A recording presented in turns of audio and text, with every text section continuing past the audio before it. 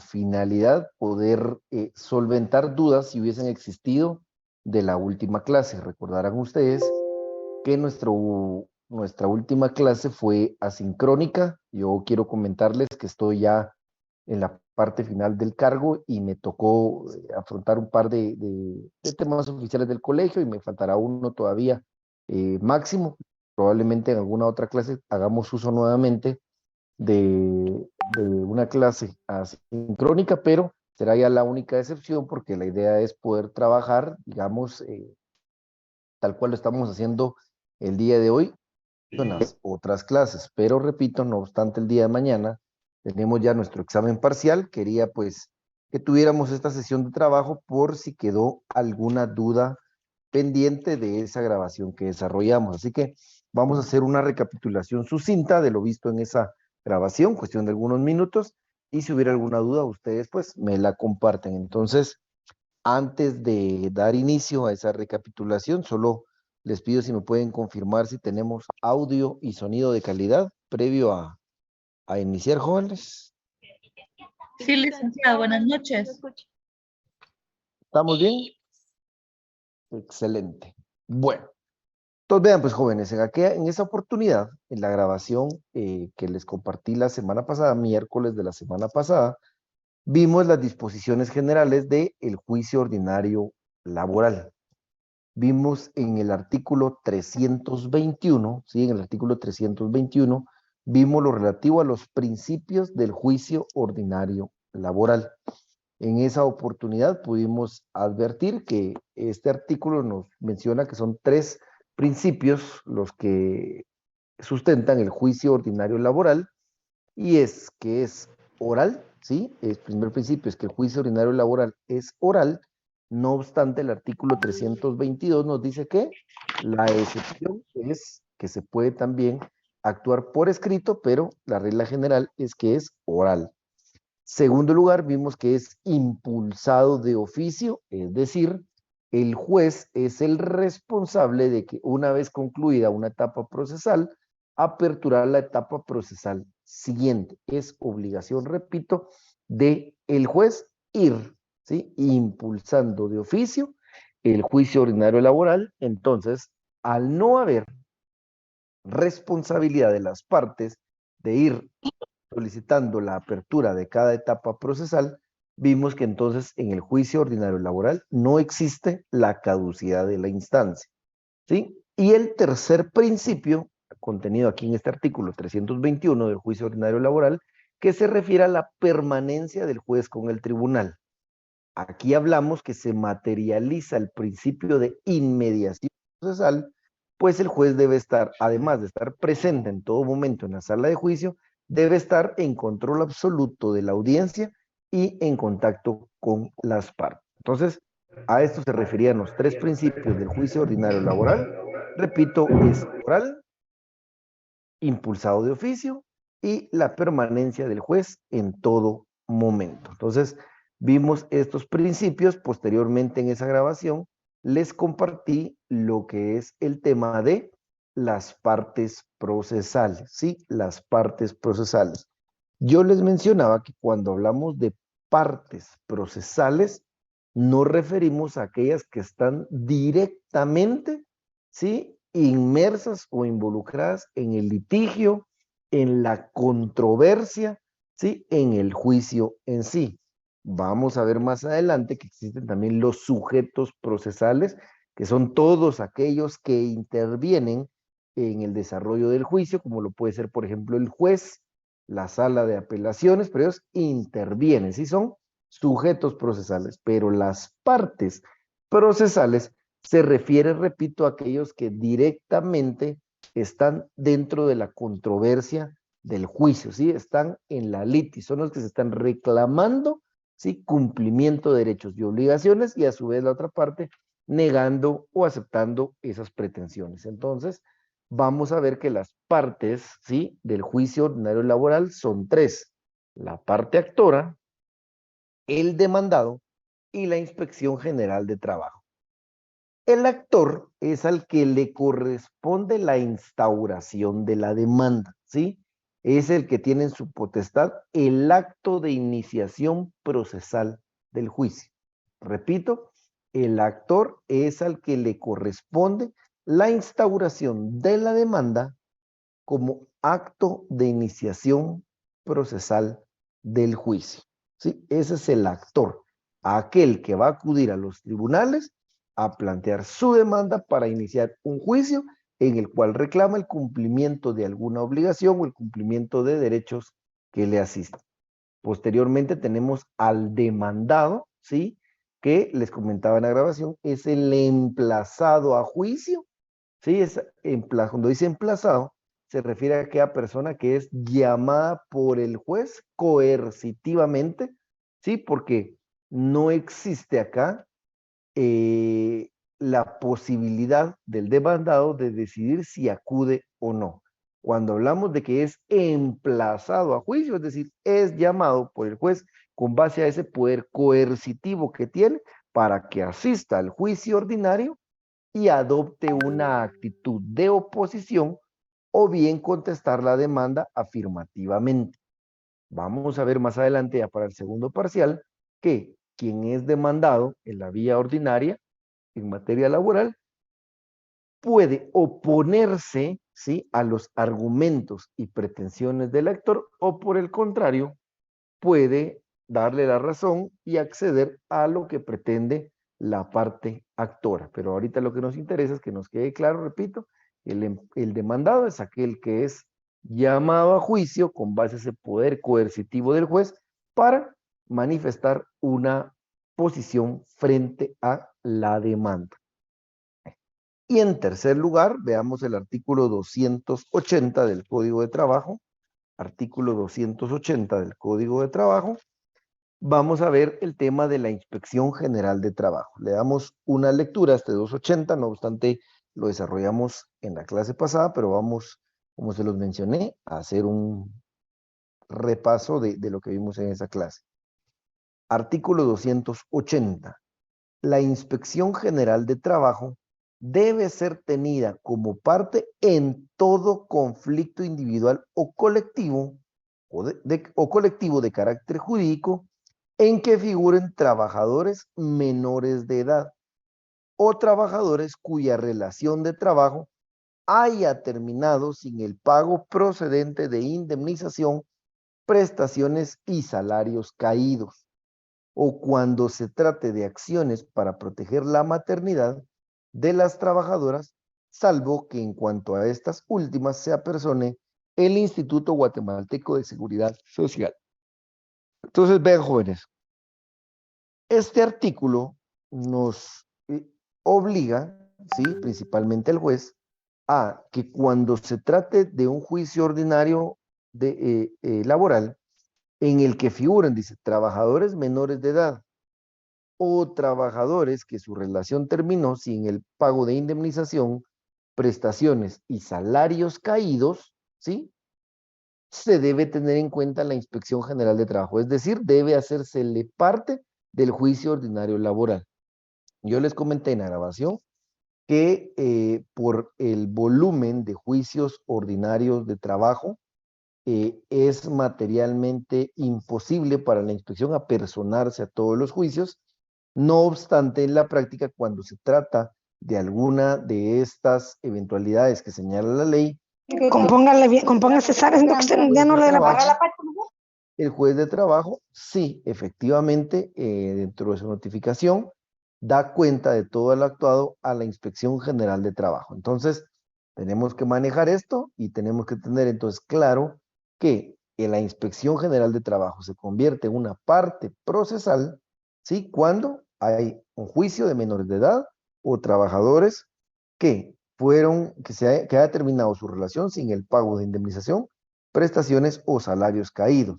Y además, cuando se trate de proteger la maternidad de las trabajadoras, dice, salvo que se haya personado el Instituto Guatemalteco de Seguridad Social. Adelante, estimado Josué. Sí, buenas noches, licenciado. Una consulta.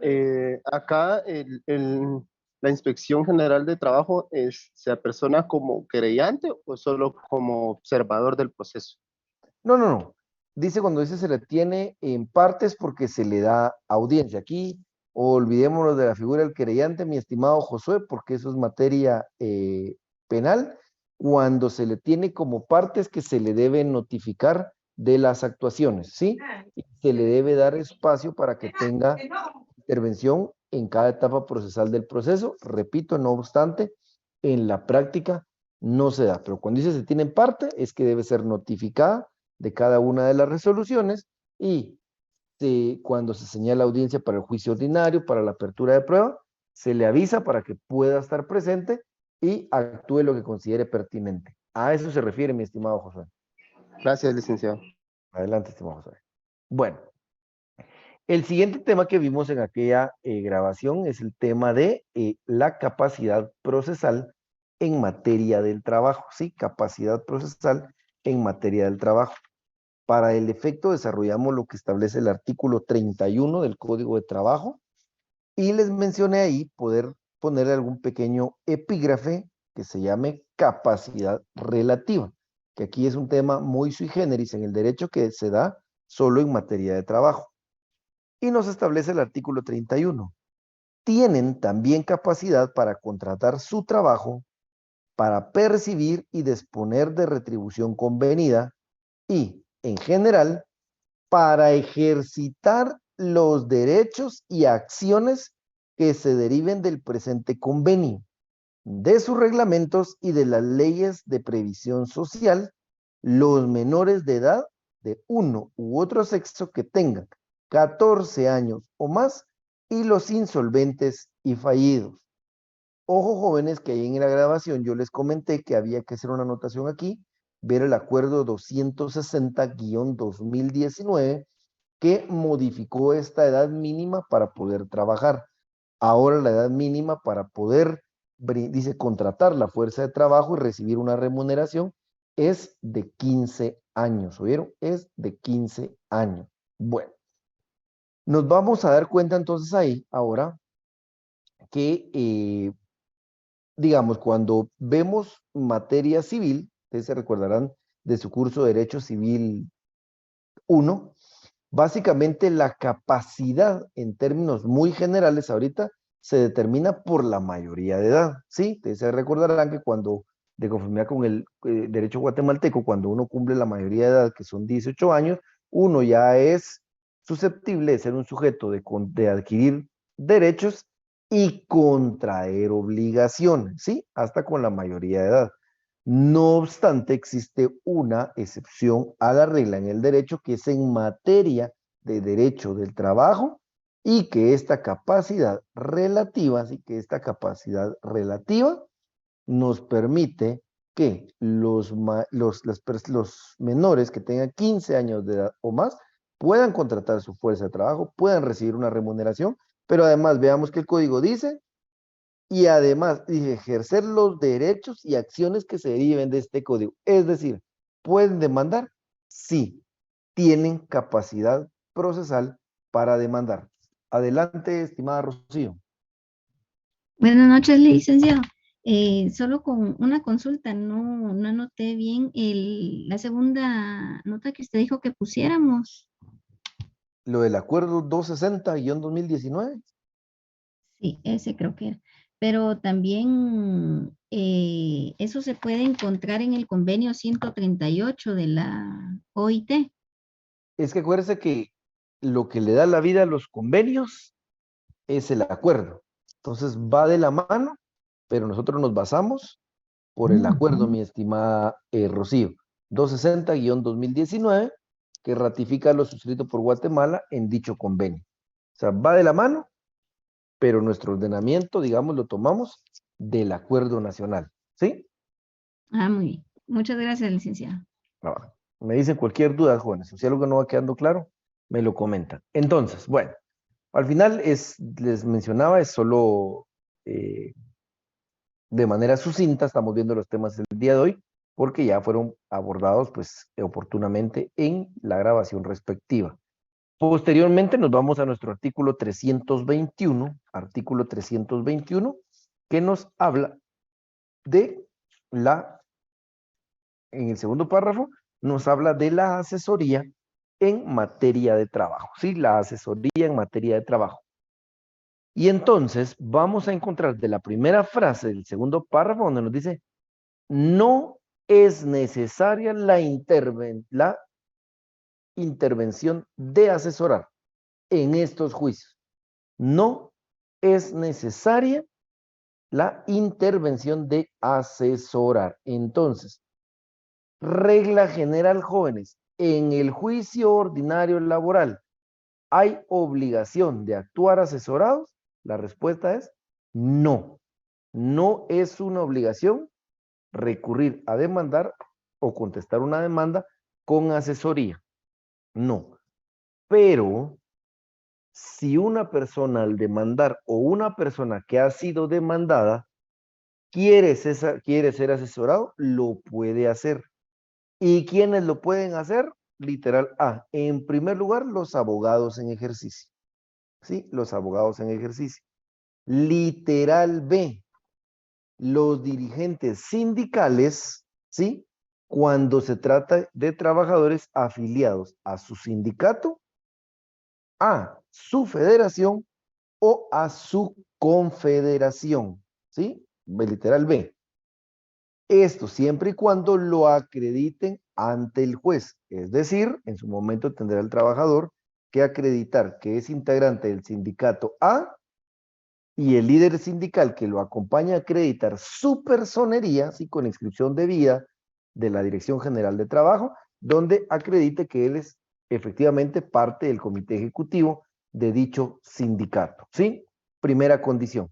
Segunda condición, para que un líder sindical pueda asesorar a un trabajador, ¿sí?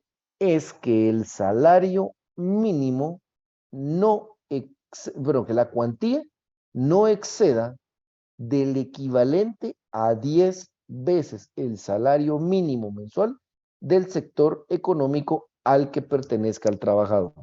Recuérdense que aquí tenemos el sector maquila, el sector agrícola y el sector no agrícola, ¿sí? Entonces, ¿es obligatoria la asesoría en el juicio ordinario laboral? No.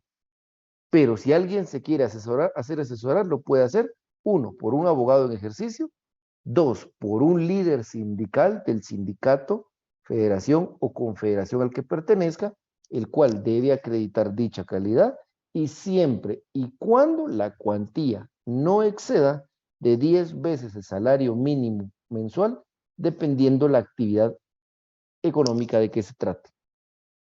3. Los estudiantes de las facultades de Derecho que funcionan legalmente en el país. Entonces, en tercer lugar, puede asesorar un estudiante de una facultad de Derecho, de una universidad legalmente reconocida e inscrita en el país. Sí, pero tiene que llenar algunos requisitos. En primer lugar, haber aprobado todos los cursos correspondientes al derecho del trabajo. Es decir, si ahorita ustedes un vecino les dice, mire joven, fíjese que yo sé que usted está estudiando Derecho, quiero plantear una demanda, me despidieron de la maquila donde trabajo, no tengo mucho conocimiento y quisiera que usted lleve mi caso. En este momento ustedes no lo pueden hacer. Lo pueden hacer hasta que hayan aprobado la totalidad de sus cursos de Derecho de Trabajo, es decir, después de haber aprobado el siguiente semestre del año el curso de Derecho Procesal del Trabajo 2. Yo les decía en la grabación que a ustedes, con criterio personal y con mucho respeto, sí considero que les hicieron muchísimo daño cambiando la metodología de las clínicas. Ese cambio lo realizaron en el 2014, quiero pensar que fue un cambio pensando en apoyar y no con otros matices, porque anteriormente podíamos llevar nosotros las clínicas tal cual lo establece el código y para mí la lógica académica, así como lo dicta. Antes podíamos llevar las clínicas hasta el 9º semestre, es decir, una vez que hubiésemos concluido todos los cursos procesales. Para mí ahora resulta muy inconveniente, no sé qué estará haciendo su profesor de clínica laboral, porque las clínicas ya son para poner en práctica todo lo que se conoció en los cursos, es decir, en las clínicas ustedes ya debiesen a estas alturas estar redactando demandas, haciendo simulacros de juicios ordinarios laborales, etcétera.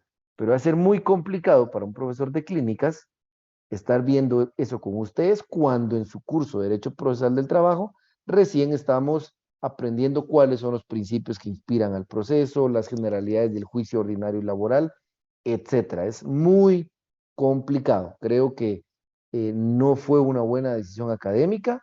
No obstante, jóvenes, yo les diría que el próximo año, sé que la mayoría de ustedes, en el afán legítimo y válido de quererse graduar lo más pronto posible, ya están llevando sus clínicas laborales. Yo les diría que si tienen tiempo, el próximo año vayan y se asignen algún juicio ordinario laboral en el bufete popular. Entonces, ya tienen cubierta su parte de la práctica, no los va a atrasar en su fase de graduación porque están sacando su clínica, pero les puede servir muchísimo empezar a llevar ya un caso. No tienen idea, se los digo de primera mano, lo que cuesta abrirse paso en la calle, en una oficina jurídica, si uno no ha practicado con antelación. Es un consejo que les da un servidor que le tocó vivir eso.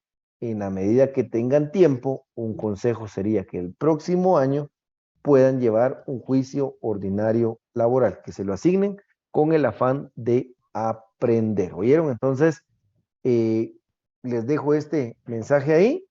Y entonces, regresando aquí al inciso, entonces vemos que tenemos que haber aprobado todos nuestros cursos de Derecho Procesal del Trabajo. Pero además, nuevamente, dice, en asuntos cuya cuantía no exceda del equivalente a 10 veces el salario mínimo mensual del sector económico a que pertenezca el trabajador reclamante, y en todo caso bajo la dirección del control de las facultades a través de la dependencia respectiva, es decir, bufete popular. Entonces, recapitulamos brevemente. ¿Es obligatoria la asesoría en el juicio ordinario laboral? No. Si alguien se quiere hacer asesorar, lo puede hacer. Abogados en ejercicio, líderes sindicales del sindicato, confederación o federación de que se trate, acreditándolo fehacientemente, y siempre y cuando la cuantía no exceda 10 veces el salario mínimo mensual de la actividad académica que se trate. Perdón, actividad económica que se trate. 3. Los estudiantes de las facultades de Derecho de las universidades del país, siempre y cuando hayan aprobado todos los cursos de Derecho Procesal del Trabajo y de igual manera la cuantía no supere 10 veces el salario mínimo mensual para la actividad económica de que se trate, ¿sí? Eso es en cuanto a la asesoría, en el juicio ordinario laboral. Y finalmente vimos el tema de la representación, artículo 323. Yo les mencioné en esa grabación que hay mucha gente que por de repente un trabajador tal vez está reclamando indemnización y ya está trabajando en otra empresa y no puede asistir. Tal vez de igual manera trabajando ya en otro departamento, o incluso yo les comentaba en la grabación que tuve un caso de un cliente hace algunos años que le daba miedo ir a la audiencia. Mucha gente que no es abogada relaciona los juzgados rápido con cárcel. Le llega una notificación de un juzgado y lo primero que dice, me voy a ir preso.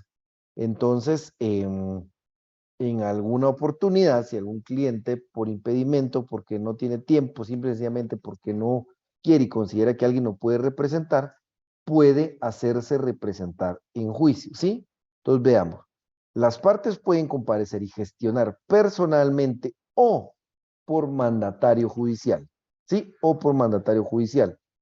Ojo, vean en esta frase que aunque ya no se aplica en gran medida, veamos cómo se materializa nuevamente el principio de sencillez y de poco formalismo, incluso de economía procesal. Se recuerdan que cuando vimos cada principio yo les fui dando ejemplos que les dije que eran eso, ejemplos, no es que se materializaran solo en esos artículos, sino que vamos a ver que en todo el código se materializan los principios. Y veamos acá. Dice, cuando la cuantía no exceda del equivalente de 2 salarios mínimos mensuales para las actividades no agrícolas, el mandato podrá extenderse por medio de carta poder firmada por el propio interesado. Pero si no pudiere o no supiere firmar, deberá hacerlo por acta levantada ante el secretario del respectivo tribunal. Entonces, solo para que veamos las facilidades que el código da. No obstante, les digo, es un código desde hace 60 años. En muchas cosas está ya más que desfasado, pero veamos cómo en su momento el legislador dio esa oportunidad de que si la cuantía incluso no excede 2 salarios mínimos para actividades agrícolas, para actividades no agrícolas, puede incluso esa carta poder otorgar, esa representación otorgarse una carta poder simple, obviando la necesidad de otorgar el mandato e inscribir el mandato, lo que obviamente conlleva los honorarios de un notario más los gastos registrales. Entonces, solo para que lo tengamos presente, jóvenes, esta facilidad que da la ley. Pero entonces, en cuanto a la representación, puede, dice, gestionar personalmente o por mandatario judicial. Y si una persona individual quiere otorgar un mandato, quiere designar un mandatario judicial, dice regula el código. Solo los abogados, los dirigentes sindicales en la forma prevista en este código, es decir, cuando se trate de un líder sindical del sindicato, federación o confederación al que pertenezca el trabajador, y si la cuantía no excede los 10 salarios mínimos de la actividad económica que se trate. Y los parientes dentro de los grados de ley, circunstancia que acreditarán ante el tribunal, podrán actuar como mandatarios judiciales. Entonces, cuando nos habla de los parientes dentro de los grados de ley, tenemos que ir a derecho civil, y ahí nos establece que se reconocen el parentesco dentro de ley hasta el 4º grado de consanguinidad y hasta el 2º de afinidad. ¿Sí? Repito, yo voy a ir, ya sea que yo demande o que yo soy demandado en calidad individual, puedo gestionar personalmente o por mandatario judicial. Si yo quiero designar un mandatario judicial, tengo 3 opciones. Puede ser un abogado, un líder sindical o mi pariente entre los grados de ley. Ellos son los únicos 3, gracias mi estimado Oscar, son los únicos 3 que pueden representar, ¿sí? Bueno, segundo párrafo. Las personas jurídicas actuarán por medio de sus respectivos representantes previstos en la escritura constitutiva o en los estatutos. Pero si otorgaren su representación a otros, estos deben tener la calidad de abogado. Aquí hablamos de sociedades anónimas, de empresas mercantiles o de instituciones del Estado que por su constitución o por su creación en la ley tienen un representante legal. Pensemos una sociedad anónima, tiene un representante legal y puede o no ser abogado. Pensemos en la propia Universidad de San Carlos de Guatemala, pensemos en el Ministerio Público, en la Procuraduría de Derechos Humanos. Ellos tienen un representante legal. En el Ministerio Público, la Fiscal General, en la Procuraduría, el Procurador de los Derechos Humanos, ellos tienen la representación legal. ¿Pueden nombrar un mandatario judicial? Sí, pero a excepción de las personas individuales que tienen 3 opciones, ellos pueden delegar esa representación y otorgar un mandato judicial única y exclusivamente si a la persona a la que le están otorgando esa representación es un abogado. ¿Sí? Bueno, jóvenes, con esto hemos recapitulado de manera sucinta lo que se explicó quizás con el doble del tiempo en la grabación que les compartí el miércoles de la semana pasada. Repito, dado que tenemos nuestro examen el día de mañana, no quería dejar de recapitular estos temas y preguntarles si existe una duda o consulta al respecto con este tema. Es el momento propicio para poder solventar las dudas o consultas que existan. Entonces, jóvenes, les traslado el uso del tiempo y de los micrófonos para que me planteen si existen dudas o consultas con los temas en general y principalmente con los que recapitulamos el día de hoy. ¿Dudas o consultas, jóvenes? ¿O está todo claro?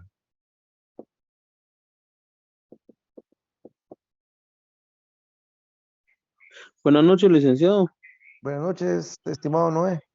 Sí, fíjese que yo tengo una duda, como el funcionario público no puede ejercer generalmente no puede ejercer su profesión cuando está ejerciendo el cargo público, pero en este Ujú. caso de trabajo, ¿hay alguna excepción o de igual manera? Un ejemplo, si yo siendo un abogado y también tengo un trabajo, estoy trabajando en el sector público como funcionario, ¿puedo ejercer la defensa o la tutoría o alguna situación de algún trabajador que ha sido vulnerado? Mire, en el juzgado no le van a colocar inconveniente, porque si usted acredita con su carnet, su constancia de colegiado activo, que está vigente en sus cuotas y que va a ejercer la defensa perdón, o la asesoría de alguien en este caso, ningún inconveniente. Ahora, por ejemplo, si es una persona contratada por 8 horas en el Estado y la Contraloría advierte que usted también está ejerciendo servicios profesionales, ahí va a tener un problema grande, un reparo grande. Del lado del juzgado, la verdad no tanto.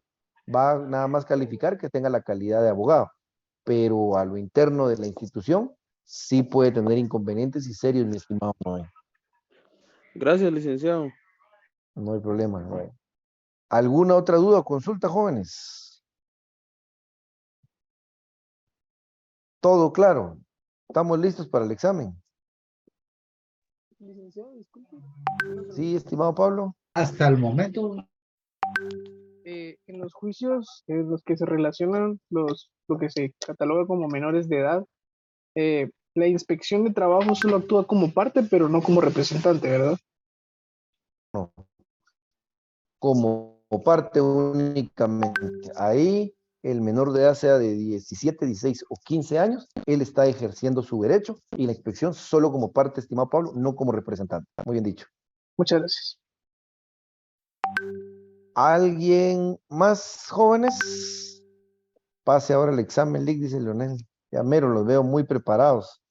Me agrada eso. Vamos a ver si el examen refleja que estamos todos listos. Bueno, jóvenes, si no hay otra duda o consulta, lo dejaríamos hasta aquí al día de hoy y nos vemos el día de mañana. Bueno, no nos vemos, pero de conformidad con las directrices de la coordinación, el examen debe realizarse en la hora de clase. Es decir, que vamos a publicar el examen en el Classroom a las 19 horas en punto. 19 horas en punto. Creo que van a ser 15 preguntas a razón máxima de 2 minutos, que creo que es mucho tiempo, pero sé que si les pongo 15 minutos van a haber reclamos, 2 minutos más que suficiente para que cuando estén en grupo puedan resolver esas preguntas y entonces estaríamos cerrando a las 19:30 horas el portal para que lo tengan en cuenta y después no tengamos los inconvenientes de que alguien esté, mire, lo terminé, pero ya no me lo recibió, yo lo había enviado, porque los extraordinarios, créanme que sí me voy a tomar el tiempo de ponerles un poquito más de cariño, ¿oyeron? Adelante, estimado Josué. Adelante, Josué.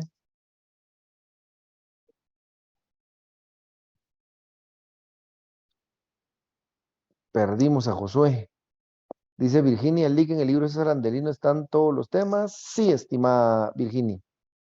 Están todos. Habrán algunas variaciones. Va a encontrar variaciones. Entonces, ahí quedará a su criterio las variaciones que pueda encontrar. Dice Josué, es mi señal.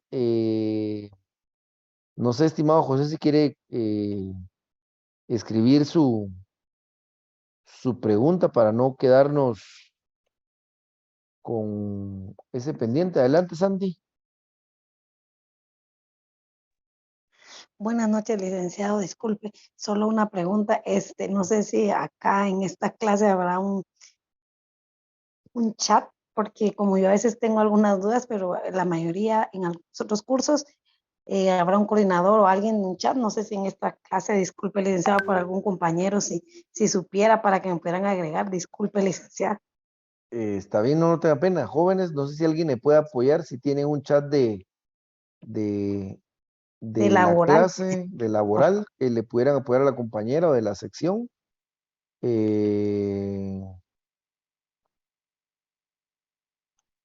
Por favor, joven. Josué, no, mi estimado Josué. En el examen de mañana entra incluso lo que repasamos el día de hoy, que les fue dado el miércoles de la semana pasada. Todo lo que hemos visto desde la clase 1 hasta lo que repasamos el día de hoy es lo que entra en clase, mi estimado Josué.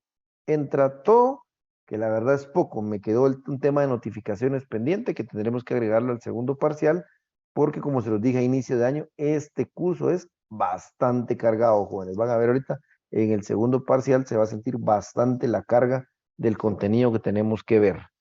Entonces, jóvenes, si alguien pudiera apoyar a Sandy, no sé, si alguien lo puede poner en el chat, del Zoom, si existiera algún enlace, algún chat de clases, se los voy a agradecer, se los pueden compartir. Dice Josué, el juicio ordinario también nos hace ver, no sé si quedó inconcluso hoy Josué, pero lo que vimos hasta, digo, lo que repasamos el día de hoy, generalidades que conlleva las partes procesales, la capacidad procesal, representación y asesoría en el juicio ordinario laboral. Todo eso entra todavía, jóvenes. Entonces, jóvenes, alguien si le puede orientar a Sandy, por favor, si hay algún chat, que creo que ella quiere estar ahí en contacto con usted, yo se los decía. Dice Goldín, no hay chat de esta clase, licenciado. Bueno, ahí está la respuesta, estimada Sandy, que ya tengan solo uno Gracias. de la sección. Les digo que yo siempre he sido apartado de estar en esos chats porque a veces Yo oigo que era Angie. tienen más ¿Cómo es la- problemas de lo que ayudan, pero. Angie, no escucho. ¿Dudas o consultas, jóvenes? Gracias, Último licenciado. llamado. Muy amable. Vaya, estimada Sandy. Último llamado, jóvenes, dudas o consultas. Si no, lo dejamos por ahí entonces el día de hoy. Y estén pendientes entonces al enlace el día de mañana. Yo lo pongo en Classroom, mi estimado Josué, y ahí un formulario de Google Forms, lo más sencillo del mundo, como se los dije el primer día de clases. No me quiebro la cabeza porque sé que de todos modos ustedes se organizan en grupo, lo solventan en grupo. Allá ustedes, su conciencia y su genuina gana de aprender y prepararse para la vida, jóvenes. Entonces, lo más sencillo, publico el enlace en Classroom, formulario de Google Forms, 30 minutos para responder 15 preguntas y a las 19:30 horas cerramos el enlace. ¿Sí? Bueno, jóvenes, Licenciado, adelante, disculpe, Sandy. licenciado, una consulta. Usted cuando sube las clases, algunas clases, digamos, ya las quita, ¿verdad, licenciado? No las deja ahí permanentes, digamos. No, estimada Sandy, de hecho, creo que dejé varias más del tiempo que correspondiente porque las dejamos solo una semana en la nube. Una semana y creo que hay unas que ya dejé 2 o 3 semanas. Pero sí se quita, Licenciado, cada semana quitamos. Ajá. ya, sí, licenciado, disculpe, bueno, sí, ¿verdad? Pero digamos, no, usted no las puede dejar frente, es que hay una clase, unas 2 primeras o una que yo no recibí, pero igual ya no las puede subir, licenciada. No, mi estimada Sandy, esas ya las borré de la nube inclusive. Lo que pasa es que tengo cierta capacidad y también eso, además de que considero la verdad que una semana para que ustedes puedan ponerse al día, si no tuvieron una clase es más que suficiente, si no, justamente pasa eso, mi estimada Sandy, lo que les decía, es antididáctico que 2, 3 días antes del examen queremos vernos como que es maratón de Netflix las clases, no, entonces por eso las dejo solo una semana, Gracias, la licenciado, chance de muy que las amable. vean y si hay dudas, solventamos, jóvenes. Bueno, jóvenes, ¿dudas o consultas o damos por terminada la clase del día de hoy?